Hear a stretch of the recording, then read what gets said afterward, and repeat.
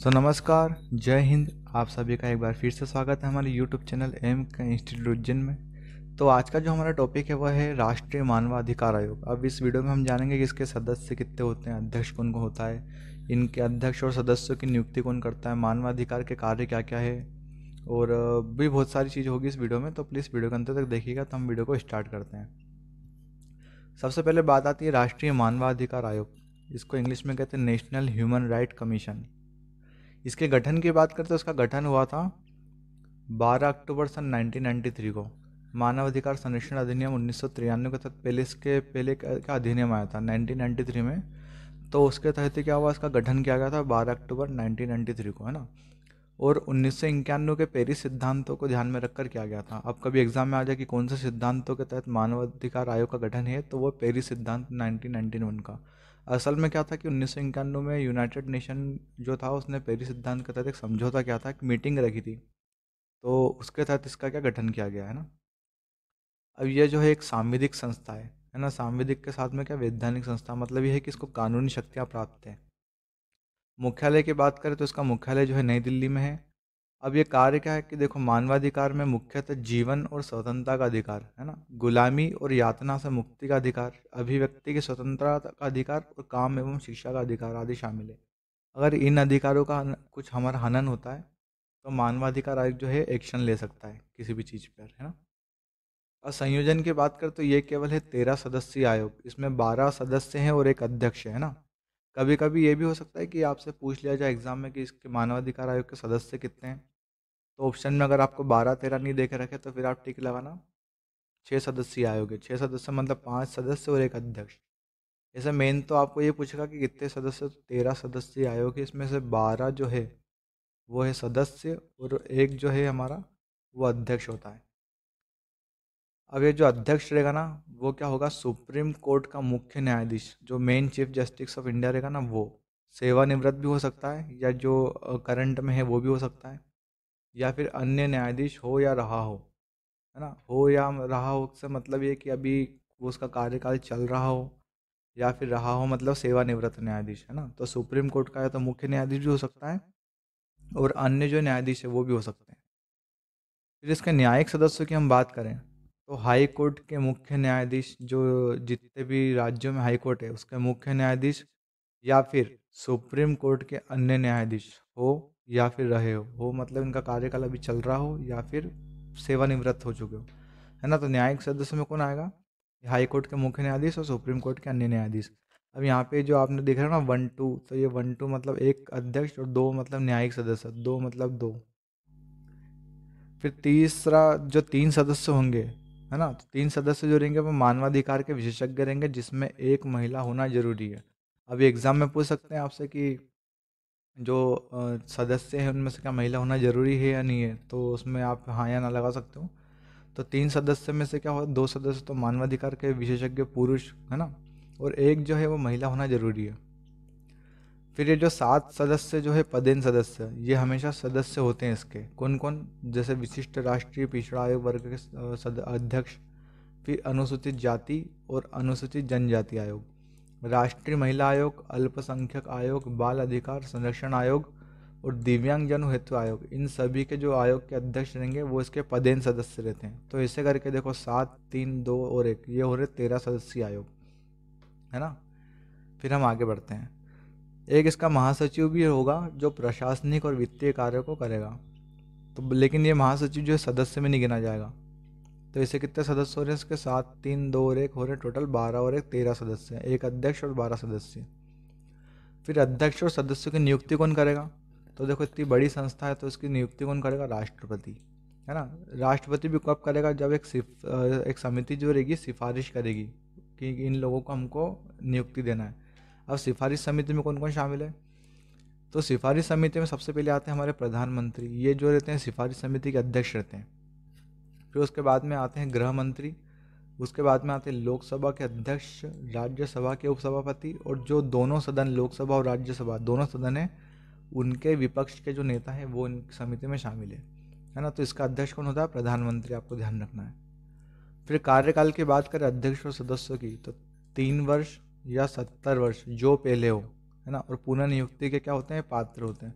जैसे कि मैं आपको इसे समझाता हूँ कि कोई सुप्रीम कोर्ट का जज है ना, वो अध्यक्ष बना या फिर सदस्य बन रहा है, तो अब उसकी आयु की बात करें तो उसकी एज जो है 67 है ना, 67 की है। अब उसकी नियुक्ति हुई तो नियुक्ति के 3 साल बाद वो कितना हो जाएगा, 70 साल का। तो फिर उसको वहाँ से उसके पद से मतलब हटा देंगे। अब क्या हुआ कि उसकी सुप्रीम कोर्ट का जो जज है उसकी एज है अब 62 साल, है ना। तो 62 साल में अब उसकी नियुक्ति हुई तो उसको हटाएंगे कब, 65 साल की उम्र में। तो 3 वर्ष मतलब उसका कार्यकाल रहेगा मेन कैसे भी करके।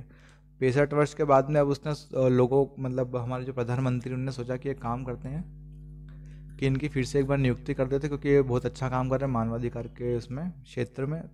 तो 65 वर्ष की आयु में क्या करेंगे, उनका फिर से पुनः नियुक्ति भी कर सकते हैं, इच्छा के ऊपर निर्भर करता है वो कैबिनेट के, है ना। तो सिफारिश समिति की इच्छा के ऊपर निर्भर करेगा कौन कौन रहता है उसमें, आपने पढ़ ही लिया, एक बार फिर से पढ़ लेना उसको। तो यह है कि 3 वर्ष कार्यकाल या फिर 70 वर्ष जो भी पूर्ण हो। अब जैसे कोई 69 की एज में ही इसका कार्यकाल संभाला, तो 1 साल बाद 70 का जैसे हुआ तो उसको उसके पद से हटा देंगे, भले उसके 3 साल कंप्लीट नहीं हुए। तो उसका मतलब ये है कि 3 वर्ष या 70 वर्ष जो पहले हो वो है, वो पुनः नियुक्ति के भी पात्र होते हैं। त्यागपत्र की बात करें तो जो नियुक्ति करता है, तो नियुक्ति कौन कर रहा है, राष्ट्रपति। तो त्यागपत्र भी ऑब्वियसली उसी को देंगे, है ना। राष्ट्रपति इन्हें साबित कदाचार तथा असमर्थता के आधार पर हटा सकता है। अगर ये अपना काम करने में सक्सेस नहीं हो पा रहे, सफल नहीं हो पा रहे, तो राष्ट्रपति क्या करेगा, इन पे साबित कदाचार या असमर्थता के आधार पर इनको हटा सकता है। लेकिन पहले सुप्रीम कोर्ट इन आरोपों की जांच करेगी। अगर सुप्रीम कोर्ट फिर लिखित में देगी कि हाँ ठीक है, ये व्यक्ति जो है ये अपना मतलब असमर्थ है कर्तव्य पालन करने में, तो एक काम करिए इनको हटा दो, है ना। तो सुप्रीम कोर्ट ऐसा निर्णय करेगी, उसके बाद में क्या करेगा, राष्ट्रपति इसको हटा देगा। फिर कार्यवाहक अध्यक्ष की नियुक्ति, जैसे कि कभी सभी क्या होता है कि अध्यक्ष जो है छुट्टी पे चल जाता है या फिर किसी और काम से बाहर चल जाता है, तबीयत खराब हो जाती है, तो ऐसे समय में क्या होता है कि अध्यक्ष की नियुक्ति करना जरूरी होती है। तो कार्यवाहक अध्यक्ष की नियुक्ति कौन करेगा, तो राष्ट्रपति करेगा। फिर इसके कार्य और शक्तियों की बात करते हैं, हम आयोग के क्या कार्य और शक्तियाँ हैं। तो नेशनल ह्यूमन राइट कमीशन जो है भारत में मानवाधिकारों के उल्लंघन से संबंधित किसी भी शिकायत की जांच स्व प्रेरणा, इसकी इच्छा होगी तो जांच कर लेगा, या फिर कोई अगर याचिका मिलेगी तो भी जांच कर सकता है ना। तो ये 2 कार्य है इसके। फिर एनएचआरसी जो है किसी भी न्यायिक प्रक्रिया प्रक्रिया में हस्तक्षेप कर सकता है, जिसके तहत किसी का मौलिक अधिकार की बात आती हो, हनन हुआ, जैसे पुलिस ने किसी का इनकाउंटर कर दिया हो, है ना। तो किसी भी न्यायिक प्रक्रिया में क्या करता है, ये हस्तक्षेप कर सकता है जिसमें मानव अधिकारों के उल्लंघन का कोई आरोप शामिल है। तीसरा जो है वो है यह कैदियों के रहने की स्थिति का निरीक्षण करने, राज्य सरकार का नियंत्रण में किसी भी जेल संस्थान का दौरा कर सकता है। इसको हक है कि किसी भी जेल में जा सकता है, वहाँ के कैदियों से बातचीत करता है, उनकी स्थिति पता कर सकता है कि आपको यहाँ पे कुछ टॉर्चर तो नहीं दिया जा रहा है, आपको खाना कैसा दिया जा रहा है ना। क्योंकि अनुच्छेद 21 हमको देता है प्राण तथा देह स्वतंत्रता, तो उसके तहत ये क्या करता है कि जेल में भी जा सकता है राज्य सरकारों की। ये आगे अधिकारियों की अपनी टिप्पणियों के आधार पर सिफारिश कर सकता है। फिर एनएचआरसी जो है संविधान के उन प्रावधानों की समीक्षा कर सकता है जो मानवाधिकारों की रक्षा करते हैं। जैसे कि हमने देखा ना कि अनुच्छेद 14 से लेकर अनुच्छेद 35 तक हमको बहुत सारे मानव अधिकार मिले, है ना, मौलिक अधिकार मिले। तो उन मौलिक अधिकारों में कुछ संशोधन अगर करना हो तो ये सुझाव दे सकता है किसको, मंत्रिपरिषद को या प्रधानमंत्री को, है ना, संसद और विधानमंडल में। फिर इसके अलावा है मानवाधिकार के क्षेत्र में अनुसंधान। अगर मानवाधिकार के क्षेत्र में कोई पीएचडी होल्डर या डॉक्टरेट है तो उसका कोई रिसर्च वगैरह कर रहा है तो उसको भी बढ़ावा दिया जा सकता है। समाज के विभिन्न क्षेत्रों में एनएचआरसी द्वारा विभिन्न मीडिया के माध्यम से मानवाधिकार के जागरूक तथा साक्षरता को बढ़ावा, मतलब ये है कि प्रेस और मीडिया के माध्यम से लोगों को जागरूक करना कि आपके मौलिक अधिकार हैं, और आपके साथ में अगर कुछ भेदभाव होता है तो आप मानवाधिकार में अपनी कंप्लेंट डाल सकते हो ऐसा। फिर एनएचआरसी के पास में क्या है, उपयुक्त कदमों की सिफारिश करने की शक्ति है, जो भारत में मानवाधिकारों के उल्लंघन को केंद्र और राज्य सरकार दोनों के लिए रोक सकते हैं। तो ये भी आपको ध्यान रखना है। फिर भारत के राष्ट्रपति जो है एनएचआरसी से एक वार्षिक रिपोर्ट प्राप्त करते हैं, जिसे संसद के दोनों सदनों के समक्ष रखा जाता है।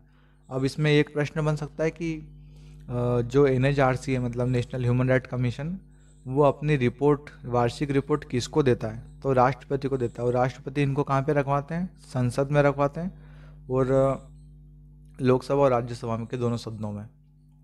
अन्य तथ्य की बात करें तो एनएचआरसी एक निम्नलिखित मामलों पर विचार नहीं करता। 1 साल से पुराने मामले हैं तो एनएचआरसी इस पर ध्यान नहीं देगा। मामले जो गुमनाम है, जैसे कोई आरोपी का नाम ही नहीं पता या फिर जो पीड़ित है उसका नाम ही नहीं पता, तो ऐसे मामलों पर भी क्या करता है, या विचार नहीं करता।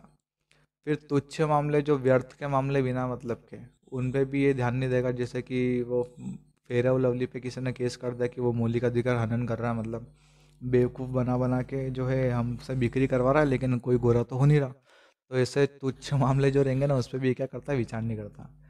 फिर सेवा मामलों से संबंधित, मतलब कोई अगर शासकीय नौकरी में, आर्मी वार्मी की हो गई, पुलिस की हो गई ना, किसी भी प्रकार की राज्य सरकार या केंद्र सरकार के अधीन कोई नौकरी है, तो ऐसे मामलों से भी संबंधित कुछ मामले होते हैं, इन पे भी ये क्या क्या करता है, ध्यान नहीं देता है ना।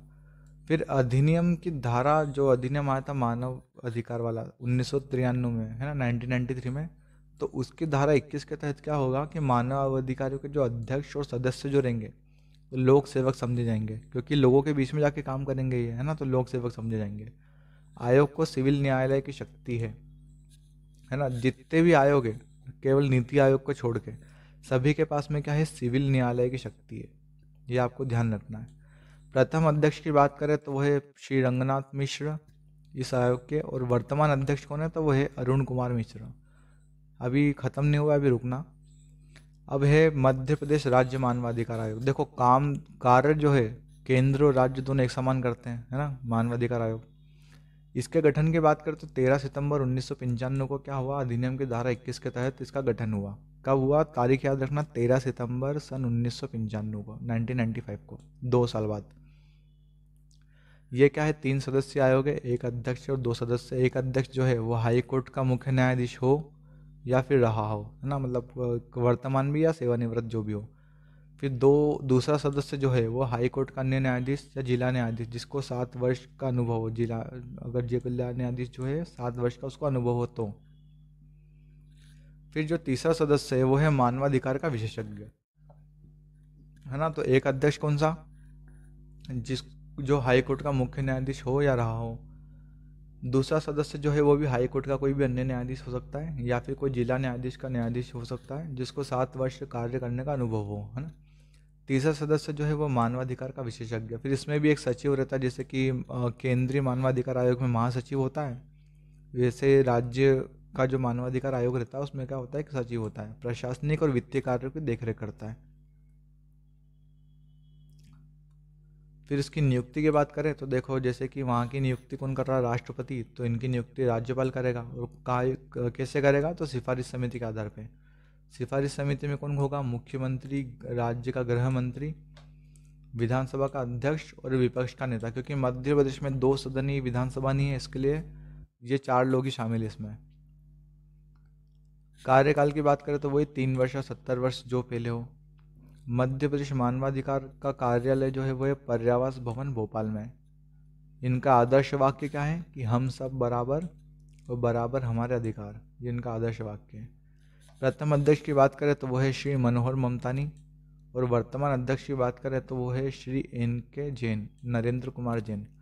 तो बस वीडियो हमारा यहीं तक था। अगर वीडियो आपको अच्छा लगा हो तो लाइक करिएगा और हमारे चैनल को सब्सक्राइब करिएगा। मिलते हैं अच्छे टॉपिक के साथ में अगले वीडियो में। जय हिंद, जय भारत।